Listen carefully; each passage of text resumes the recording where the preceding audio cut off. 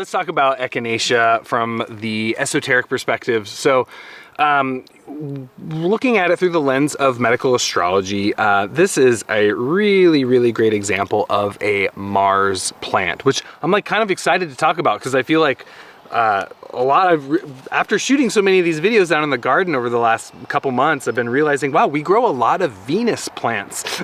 And so I feel like I've been talking about Venus a lot lately. So I'm kind of excited to share about a different planet today. So Mars is the planet associated with the immune system.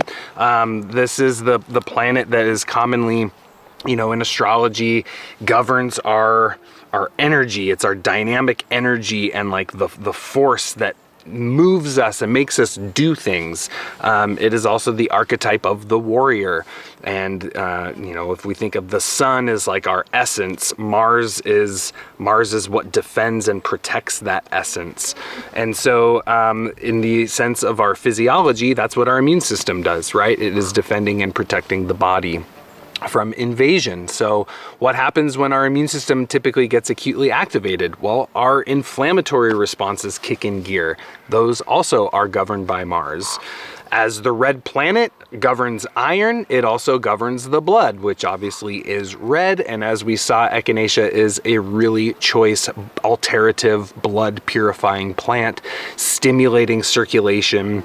The taste of Echinacea is so clearly Mars, like that really tingly, activated, like it's stimulating all of those salivary secretions and it's just stimulating. And that whole stimulant property is very Martian as well. We also see some of that signature in kind of the lance-shaped leaves. And then on these, on the tops here, what we would consider actually the disc flowers, ray flowers, disc flowers, they're really prickly too and kind of sharp. And that prickliness and sharpness is also very indicative. It's like a Mars signature, as well as just the red coloration moving up there. And the purple color actually, while I don't think of the purple color as a Mars signature per se, we do see this, the purple color is oftentimes a signature of blood stagnation and herbs that move the blood and stimulate circulation of the blood. So we see that in other herbs like angelica, the way the stalks of angelica get those purple splotches.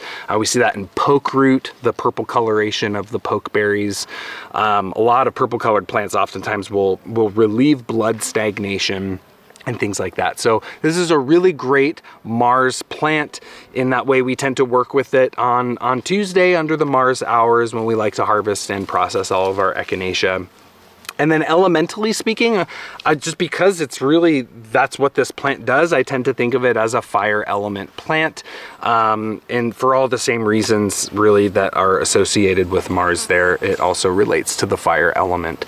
So those are some of the esoteric properties of this plant. I don't really think this herb too much in terms of like, I don't know, I guess I don't really think so much of like any particular psychological pattern or anything, in the psyche that I tend to think of with Mars, because it is such an acute use plant typically.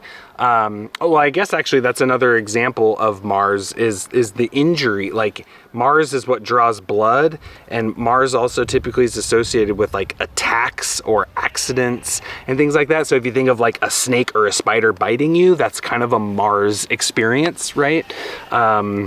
Causing injury to your person and blood to be shed. But in terms of psyche and things like that, I don't really personally know of anything there associated with Echinacea aside from the need for a little bit of a boost in the Mars part of the system there. So.